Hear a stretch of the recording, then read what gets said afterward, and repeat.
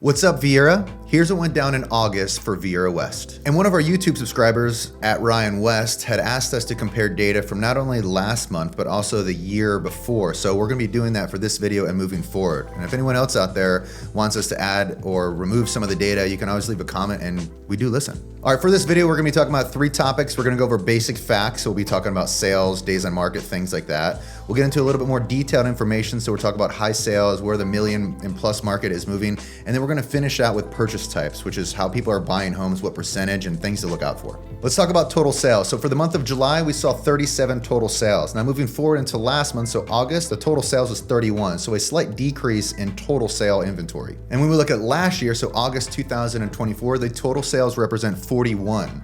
So that number was slightly up from where we are currently this year. Last month's median sales price was $650,000. And then for August of 2025, that number is now $669,500. Nice. And for further context, last year's median sales price for the month of August was $599,000. So we have seen an 11% increase in year over year when we're looking at August to August. When it comes to median days on market, last month it was 55. Moving forward to August, that number is 69. So as expected, the summer slowdown continues. And rolling back to 2024, the median days on market for the month of August was 35. Now, take this with context because last year we didn't have nearly as much inventory as we do now, so that is impacting days on market as well as just total kind of production movement. And the median sold price to the original list ratio is currently at 95%. Now, this is slightly down from last month where it was 96%, but again, 95 to 96% seems to be about the average when we're looking at the year total. And this is very typical for most market cycles. And I will reference this statistic again later when we're talking about purchase types, so specifically with cash buyers, and it's pretty important.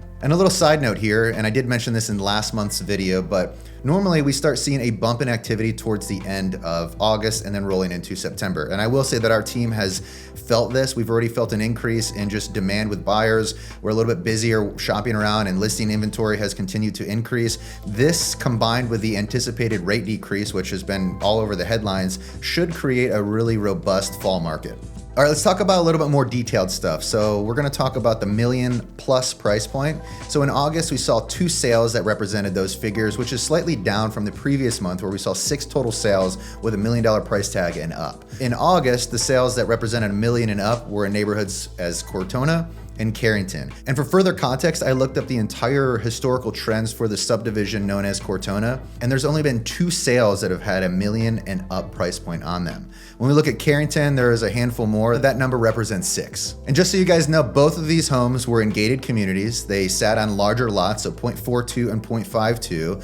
They had 3,100 square feet and above, a pool, and were just very, very nice. The high sale was the house in Cortona. It sold for $1,245,000, and it was on one of the best lots in all of Viera West, and the house was just stunning. We're still seeing a lot of movement in the southern sector of Viera West, so that's gonna be Tresona Cove East and West, Sendero Cove, and Sierra Cove. Nearly 1/3 of all the sales in Viera West were in this area.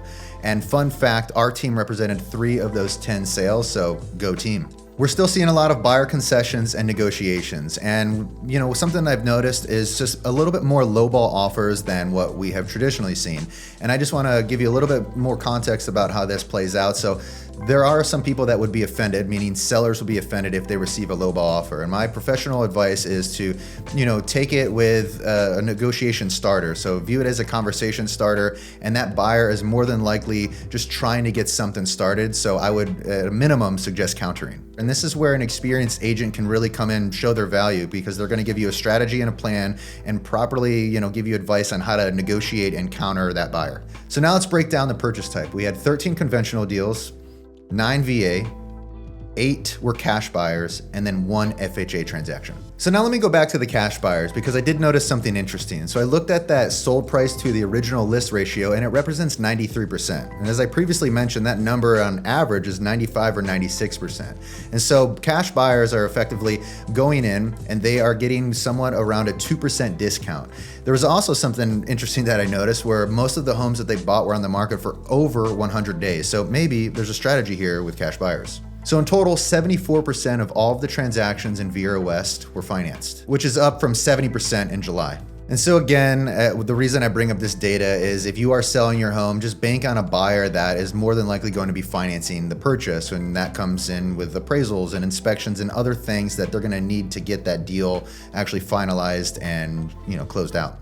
That's it for this month's video. If there's any other data you want us to incorporate in these videos, drop a comment and we will add it. But until then, I'll see you next month.